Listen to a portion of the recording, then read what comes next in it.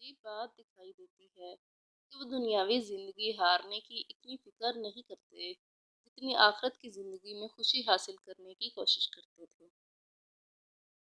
وہ بھی مانتے تھے کہ دیوتاؤں کی خوشنودی کے بغیر ان کی آخرت اچھی نہیں ہو سکتی۔ ان کا یہ عقیدہ بھی تھا کہ دیوتا نیکیوں سے خوش ہوتے ہیں اور بدیوں سے ناخوش۔ یہ خیال بھی ان میں پھیلا ہوا تھا کہ دیوتاؤں کو دھوکہ دیا جا سکتا ہے۔ دنیا کی کسی شائستہ قوم میں ایسا خیال کبھی پایا نہیں گیا۔ حیرت ہوتی ہے کہ مصر میں یہ خیال آیا کہاں سے اور صدیوں سے باقی رہا کیسے۔ اس خیال نے مصریوں کو بہت نقصان پہنچایا، اخلاقی بھی، ذہنی بھی، مالی بھی۔ وہ اپنی زندگی کو نیکیوں سے سنوارنے اور سجانے کی بجائے جادو کے چکر میں پڑ گئے۔ سمجھ بیٹھے کہ جادو کے منتروں اور دعاؤں کے اثر سے ضرور دیوتاؤں کی عدالت میں سرخرو ہو جائیں گے۔ انہوں نے اپنی تمام قوتیں مقبرے بنانے اور آخرت میں عیش پانے کی دھن میں خرچ کر ڈالی، مگر یہ دھن جھوٹی تھی، کیونکہ نیکیاں اس کے ساتھ نہ تھیں۔ ملک کی دولت کا بہت بڑا حصہ مردوں پر تلف ہو گیا اور زندہ لوگ غربت اور پستی میں گرتے چلے گئے۔ حالت یہ تھی کہ فرعون کا سب سے بڑا انعام و اعزاز یہ سمجھا جاتا تھا کہ وہ کسی سے خوش ہو اور اس کے لیے مقبرہ بنوا دے، کیونکہ پائیدار مقبرہ بنانے پر کافی بھاری رقم خرچ کرنا پڑتی تھی جو عام مصری برداشت نہیں کر سکتا تھا۔ اس لیے مصریوں کی آرزو رہتی تھی کہ فرعون کو کسی طرح خوش کریں اور ان کے لیے ایسا مقبرہ بن جائے جو ہمیشہ باقی رہے۔ مصریوں کا یہ عقیدہ بھی تھا کہ انسان دو چیزوں سے بنا ہے، جسم سے اور روح سے۔ سب قومیں یہی مانتی ہیں، لیکن مصریوں کی خصوصیت یہ تھی کہ وہ جسم کی طرح روح کو بھی فانی مانتے تھے۔ وہ یہ بھی مانتے تھے کہ روح پر جو کچھ گزرتا ہے وہی سب لاش پر بھی گزرتا ہے، اور جسم کی جو حالت ہوتی ہے وہی روح کی حالت ہوتی ہے، کیونکہ موت کے بعد بھی جسم اور روح کا ساتھ چولی دامن کا رہتا ہے اور دونوں کبھی ایک دوسرے سے الگ نہیں ہو سکتے۔ لہٰذا انہوں نے ضروری سمجھا کہ روح اور جسم دونوں کی زیادہ سے زیادہ حفاظت کا سامان کیا جائے۔ اس خیال نے انہیں مجبور کیا کہ لاش محفوظ رکھنے کا طریقہ ایجاد کریں، اور انہوں نے ایجاد بھی کر لیا، جس کا نام ممی رکھا گیا۔ اب لاش محفوظ رکھنے یا ممی کرنے کے 3 طریقے دریافت کیے گئے۔ پہلا طریقہ، جس پر بہت زیادہ خرچ بیٹھتا تھا، وہ یہ تھا کہ جسم میں سے آنتوں کو صاف کر کے کھجور کی تاڑی اور بعض خوشبوئیں دار چینی کے ساتھ جسم میں بھر کر پہلو کا سوراخ بند کر دیتے تھے، اور پھر 2 مہینے 10 دن لاش کو بورا ارمنی میں رکھ کر غسل دیتے تھے، اور عربی گوند میں سوتی کپڑے کی پٹیاں بھگو کر اور سکھا کر لاش لپیٹ دیتے تھے، پھر اس کے وارثوں کو واپس کر دیتے تھے۔ یہ بہت مہنگا طریقہ تھا اور عموماً بادشاہوں اور جاگیرداروں کے لیے ہی استعمال ہوتا تھا۔ دوسرا طریقہ اس سے قدرے سستا تھا۔ وہ عام تاجروں اور کاشتکاروں کے لیے تھا۔ اس میں لاش کے پیٹ سے آنتوں کو صاف کر کے پیٹ میں ایسا مسالہ داخل کرتے جو آج تک کوئی نہیں جانتا۔ اس کے بعد لاش پر بورا ارمنی چڑھا دیتے اور سوتی کپڑے میں لپیٹ دیتے۔ ناظرین، لاش محفوظ کرنے کا تیسرا طریقہ غریبوں کے لیے تھا۔ یہ بہت ہی سادہ طریقہ تھا۔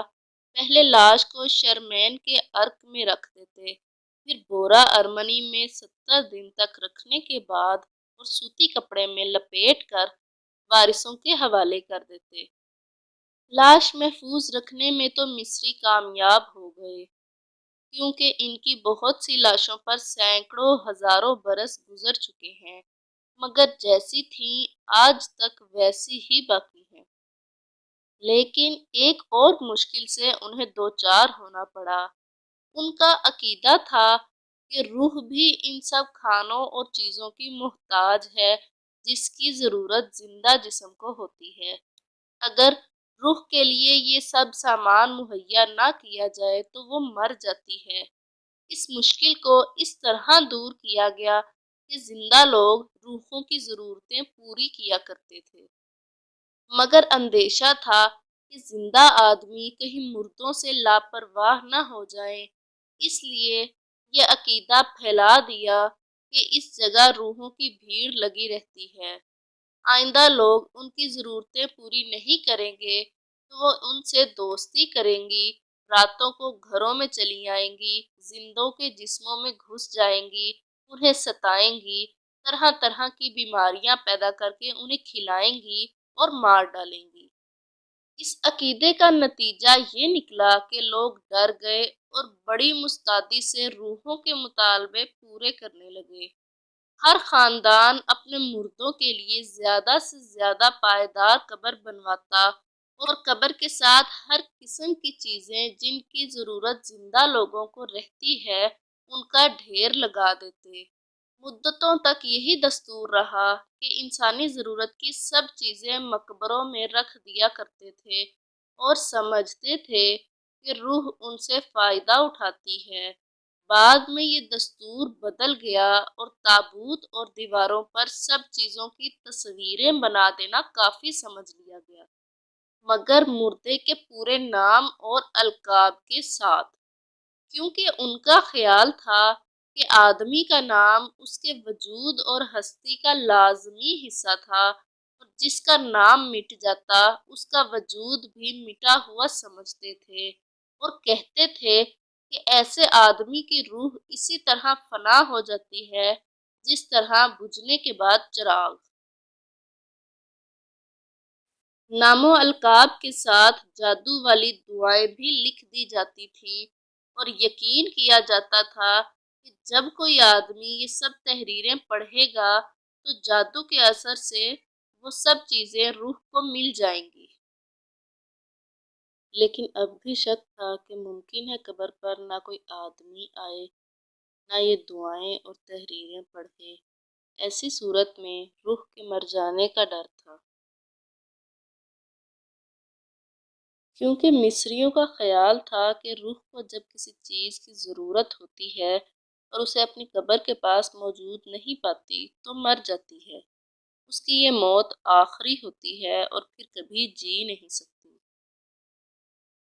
اسی خیال نے انہیں یہ کہا کہ مقبرے میں کھانے پینے اور ضرورت کی سب چیزوں کی تصویروں کے ساتھ ساتھ بہت سے نوکروں اور ماؤں کی تصویریں بھی بنانی شروع کر دیں، اور فرض کر لیا کہ جب بھی کسی روح کو کسی چیز کی ضرورت ہوگی تو اس چیز کی یا اسے تیار کرنے والی چیزوں کو تصویر پر نگاہ ڈالتے ہی سب کچھ روح کے سامنے حاضر ہو جائے گا، پھر روح نوکروں کو حکم دے گی اور اس کی ضرورت فوراً پوری کر دی جائے گی۔ اس قسم کی تصویریں بہت سے مقبروں پر ملی ہیں۔ یہ سب تصویریں اسی غرض سے بنائی گئی ہیں جو ہم ابھی بیان کر رہے ہیں، یعنی روح کو کوئی تکلیف نہ ہو اور وہ اپنی سب ضرورتیں وقت پر حاصل پائے، تاکہ ہمیشہ کی موت سے جی رہے اور آخرت کی دنیا میں زیادہ سے زیادہ عیش و آرام پا سکے۔ ناظرین، مصریوں کا ایک عجیب عقیدہ بھی تھا کہ مر جانے کے بعد بھی آدمی سے دیوتا طرح طرح کے کام لیتے ہیں۔ ظاہر ہے کام کرنے سے روح کو تکلیف ضرور ہوگی اور مصری اپنے مردے کی روح کو ہر قسم کا آرام دینا چاہتے تھے، اس لیے انہوں نے جادو کی مورتیاں بنا کر ہزاروں کی تعداد میں ہر مقبرے میں رکھنی شروع کر دیں اور طے کر لیا کہ یہ مورتیاں وہ سب کام کر دیں گی جو دیوتا مردوں سے لینا چاہتے ہیں۔ صرف مورتیاں ہی نہیں رکھتے تھے بلکہ مورتیوں کے نام حکم بھی مقبروں پر لکھ دیتے تھے۔ ان مورتیوں کا نام مصری زبان میں شباتیو تھا، یعنی پکار پر دور پڑنے والیاں۔ مصریوں کا عقیدہ تھا کہ روح اپنی قبر اور لاش کے ساتھ برابر رہتی ہے، مگر بعد میں یہ عقیدہ بدل گیا اور وہ یقین کرنے لگے کہ روح قبر کی اندھیری کوٹھڑی میں قید رہنا پسند نہیں کرتی، بلکہ قبر سے الگ ہو کر کسی جنت میں رہا کرتی ہے۔ اس خیال نے اور ترقی کی اور 20ویں صدی کے زمانے میں پایا تخت थेबस के ऊंचे तबके ने कहना शुरू कर दिया कि आखिरत में आदमी की पूरी खुशी देवता अमन राही की बदौलत हो सकती है, और वो खुशी ये है कि आदमी मर कर रा यानी सूरज में मिल जाए और सूरज की कश्ती में बैठकर सारी दुनिया की सैर भी कर ले और जन्नतों में रहे। इस ख्याल के मुताबिक मुर्दे का ना अपनी मूर्ति से कोई रिश्ता बाकी रहना था और ना देवता ही से, बल्कि वो अपनी रूह के साथ कब्र से भी आज़ाद हो जाता था, सूरज बन जाता था। मगर मिस्र में पहली दफा ये शर्त भी जरूर ठहराई गई कि आदमी को खुशी मिल ही नहीं सकती जब तक कि वो अपनी दुनिया की जिंदगी में नेकियां ना करता रहा हो। थेबस के मजहबी पेशवा बड़ी सूझबूझ रखते थे। वो अखनातों के मजहबी इनकलाब भी देख चुके थे। डरे कहीं फिर कोई नया इनकलाब ना आ जाए, इसलिए उन्होंने ऊंचे तबके के इस नए ख्यालों को पुराने ख्यालात में समोकर एक दूसरा ही अकीदा फैला दिया। उन्होंने कहा, बेशक मुर्दे सूरज से मिल जाते हैं और आखिरत की सब चीजें भी मुहैया रहनी चाहिए जिनकी उन्हें जरूरत होती है। 20वें खानदान और बाद के आसार कदीमा से साबित होता है कि मिस्रियों ने ये बेजोड़ अकीदा भी मान लिया था। मुर्दे की आखिरत की जिंदगी बाकी रहने के लिए ताबूत का होना भी लाजमी समझा जाने लगा। ज्यादा से ज्यादा मजबूत पत्थर के ताबूत बनाते थे और यकीन करते थे जब तक ताबूत बाकी रहेगा मुर्दे की रूह भी बाकी रहेगी। शुरू शुरू में एक ताबूत होता था, बाद में दो बनाने लगे। एक को एक के अंदर रख देते। ये भी इसी ख्याल से था कि लाश की ज्यादा से ज्यादा हिफाजत की जाए। मिस्रियों का अकीदा ये भी था कि आखिरत में मुर्दों से देवता ओजेरियस हिसाब लेता है और इसके साथ अदालत में 42 जज बैठे होते हैं। रूहें तोलने का तराजू भी अदालत में मौजूद होता है। पुराने मिस्री भी नेकियों और बदियों को खूब जानते थे, मगर अमली जिंदगी में नेकियों और बदियों की वो ज्यादा परवाह नहीं करते थे। उनके ख्याल में चर्ब जुबानी और जादू के जोर से देवताओं को धोखा दे देना मुमकिन था। मुर्दे का बयान भी जिंदा लोग बुरवी कागजों पर लिख कर कब्र में रख देते थे और समझते थे कि जब मुर्दा ये बयान अदालत में देगा तो देवता जरूर उसे नेक मान लेंगे। मिस्रियों के ख्याल में आदमी का दिल झूठ नहीं बोल सकता था, लिहाजा डरते कहीं आखिरत की अदालत में दिल सब कुछ ठीक ठीक ना कह दे। इसी डर से वो मुर्दे का दिल निकाल लेते थे और उसकी जगह गोबर के कीड़े की मूरत बनाकर रख देते थे। साथ ही एक जादू का मंत्र भी लिखते और समझते कि गोबर का कीड़ा दिल की तरफ से अदालत में वही कहेगा जिसका उसे हुक्म दिया गया है। इसके अलावा मिस्री गंडे तावीज भी इस्तेमाल करते थे, मगर सब कौमों के बरखिलाफ उनके गंडे तावीज किस्म किस्म के जानवरों और कपड़ों की सूरत के होते थे। उनके गंडे तावीज जिंदा लोग भी पहनते थे और मुर्दों को भी पहनाकर दफन किया जाता था। सांपों से मिस्री बहुत ज्यादा डरते थे, इसीलिए सांपों से बचने के लिए तरह तरह के तावीज बनाते थे।